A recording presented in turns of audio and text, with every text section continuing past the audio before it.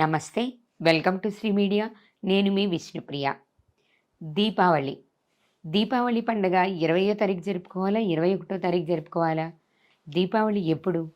దీపావళి అయిపోయిన తర్వాత కార్తీక మాసం ఎప్పటినుంచి మొదలుపెట్టాలి?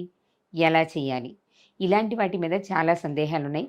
ఇప్పుడు ఈ సందేహాలకి సమాధానం తెలుసుకోవడం కోసం మనం వచ్చాము గురువుగారి దగ్గరికి. గురువుగారు లక్ష్మీనారాయణ గారిని అడిగి అసలు దీపావళి ఎప్పుడు, ఏ రోజు, ఏ విధంగా జరుపుకోవాలో తెలుసుకుందాం. అలానే కార్తీక మాసం కూడా ఏ రోజు నుంచి ప్రారంభించబోతున్నారో వివరంగా తెలుసుకుందాం. నమస్తే గురువుగారు. మంచి మాట, అందరూ తెలుసుకోవాల్సింది. ఎందుకంటే ఒకటి, కొన్ని తిథులు సూర్యోదయంతో ప్రారంభమైన తిథులతో పండుగలు చేసేవి కొన్ని ఉన్నాయి. రాత్రి గల టైంలో చేసే పండుగలు కొన్ని ఉన్నాయి. నరక చతుర్దశి అనేది సూర్యోదయంతో ప్రారంభమైనప్పుడు చతుర్దశి ఉంటే అది నరక చతుర్దశి.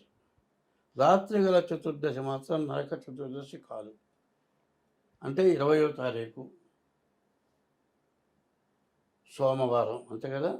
20వ తారీఖు సోమవారం ఉదయం పూట నరక చతుర్దశి. మధ్యాహ్నం నుంచి అమావాస్య వచ్చింది. రాత్రి గల అమావాస్య దీపావళి అమావాస్య. కాబట్టి నరక చతుర్దశి దీపావళి రెండు కూడా 20వ తారీఖు అవుతుంది. తర్వాత మంగళవారం రోజు మళ్ళీ 21వ తారీఖు, దాదాపు మధ్యాహ్నం దాకా అమావాస్య ఉన్నది. కాబట్టి కార్తీక మాసం ప్రారంభం కావాలంటే పాడ్యమి తిథి తెల్లవారుజామున ఉండాలి. తెల్లవారుజామున పాడ్యమి ఎప్పుడు ఉన్నది అంటే 22వ తారీఖు బుధవారం రోజు కార్తీక మాసం. బాగా గుర్తుపెట్టుకోవాలి. 20వ తారీఖు ఉదయం పూట నరక చతుర్దశి, రాత్రి దీపావళి. ఒక్కోసారి ఏమవుతుంది, ముందు రోజు ఉదయం పూట చతుర్దశి ఉండుంటే నరక చతుర్దశి, మరి రాత్రితో చతుర్దశి అయిపోతే మరుసటి రోజు దీపావళి అయ్యేది. ఇప్పుడు అట్లా రాలే. ఉదయం పూట చతుర్దశి ఉంది కాబట్టి నరక చతుర్దశి 20వ తారీఖే. దీపావళి కూడా 20వ తారీఖు, రాత్రి గల అమావాస్య. అయితే ఈ అమావాస్య 21వ తారీఖు కూడా ఉంది కాబట్టి 21వ తారీఖు కార్తీక మాసం ప్రారంభం కాలేదు. 22వ తారీఖు మాత్రం కార్తీక మాసం ప్రారంభం. ఇది దీపావళి కార్తీక మాసం ప్రారంభం. ఇది విధానం. 21వ తారీఖు దీపావళి జరుపుకోకూడదా గురువుగారు? చేసుకోకూడదు. రాత్రి కలిగిందే దీపావళి. ఎందుకంటే నరకాసురుడిని అమ్మవారు సంహరించింది. అప్పటిదాకా కూడా ఆ రాక్షసుడి దెబ్బకి భయపడి దీపం అంటూ వెలిగించుకోకుండా మనుషులు కనపడకుండా దాక్కున్నారు. అటువంటి రాక్షసుడు పోయిన తర్వాత దీపం వెలిగించుకున్నారు. ఎక్కడెక్కడ దీపాలు వెలిగించారు. ఎప్పుడు కూడా ఆనందం కలిగినప్పుడు దీపం. అయితే దీనికి ఈ దీపం వెలిగించే విధానం ఏమిటో ఒకటి మనం చెప్పుకోవాలి. ఏమిటి అంటే, మరి ఒక నక్షత్రం ఉంది. ఆ నక్షత్రానికి ఇంతవరకు పేరు ఎవరు కనుక్కోలేదు. దాన్ని అగస్త్య నక్షత్రం అంటారు. ఈ అగస్త్య నక్షత్రం అనేది కార్తీక మాసంలో వచ్చింది. ఈ కార్తీక మాసంలో రాత్రిపూట ఆ అగస్త్య నక్షత్రం కిరణాలు నీటిలో ప్రసరిస్తాయి. ఆ నీటిలో ప్రసరించిన తర్వాత ముందుగా ఎవరైతే నీటిలో స్నానం చేస్తారో వాళ్ళకి చిత్తశుద్ధి కలుగుతుంది. చిత్తశుద్ధి కలిగితే దైవం యందు మనస్సు కలుగుతుంది.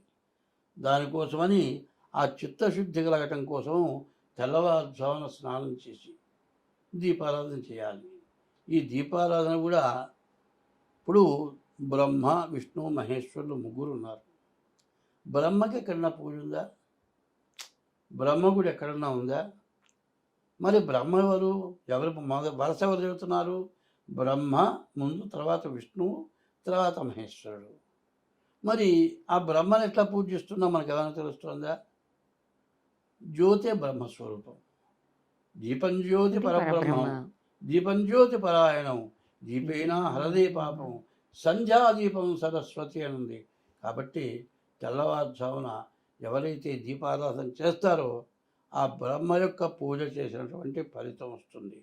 తర్వాత దీపారాధనలో కూడా కుంభవత్తి, అడ్డవత్తి తర్వాత ఇంకొక ఒత్తి కూడా ఉంటుంది. అది దాన్ని ఏమంటే ఒక రాక్షస ఒత్తి కింద లెక్క. 2 ఒత్తులు ఇప్పుడు అడ్డ ఒత్తేమో ఈశ్వర స్వరూపం, కుంభవత్తేమో విష్ణు స్వరూపం. మరి అందువల్లనే కార్తీక మాసంలో ఈశ్వరార్చనే కాదు, మరి తర్వాత సత్యనారాయణ స్వామి వ్రతం చేస్తారు. అదే కాదు, కార్తీక శుద్ధ ఏకాదశి రోజున, ఆషాఢ శుద్ధ ఏకాదశి తొలి ఏకాదశి రోజున విష్ణుమూర్తి పాలసముద్రంలో యోగ నిద్రకు వెళ్తాడు. ఆయన కార్తీక శుద్ధ ఏకాదశి రోజున తులసి వనంలోకి వస్తారు. కాబట్టి తులసి వనంలో మరి ఉసిరిగ చెట్టు పెట్టుకొని తులసి ధాత్రి సహిత లక్ష్మీనారాయణ స్వామి పూజ, శివకేశవుల ఇద్దరి పూజ కూడా కార్తీక మాసంతో ప్రారంభమవుతుంది. అట్లాగే కార్తీక శుద్ధ ద్వాదశి రోజున క్షీరాబ్ది వ్రతం, ఏకాదశి ఏమో విష్ణుమూర్తి తులసి వనంలోకి వస్తాడు, ద్వాదశి రోజున క్షీరాబ్ది వ్రతం చేస్తారు.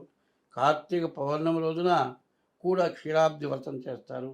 ఎవరైతే జీవితంలో పోని వ్యాధులు ఎవరికైతే ఉంటాయో వాళ్ళు పౌర్ణమి రోజు పగలల్లా ఉపవాసం ఉండి, రాత్రి కూడా ఉపవాసం ఉండి, ఆవు పాలు తీసుకొచ్చి రాత్రిపూట చంద్రోదయానికి ముందే బయట పెట్టి ఆ చంద్ర కిరణాలు, అగస్త్య నక్షత్ర కిరణాలు ఆ పాలల్లో పడతాయి.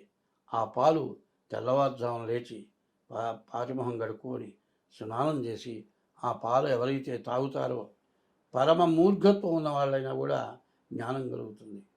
మరి విపరీతమైన వ్యాధులు ఉన్న వాళ్ళకు కూడా వ్యాధులు పోతాయని పూర్వం చెప్పారు. కార్తీక మాసం దీపావళి వృత్తాంతం చెప్పాము.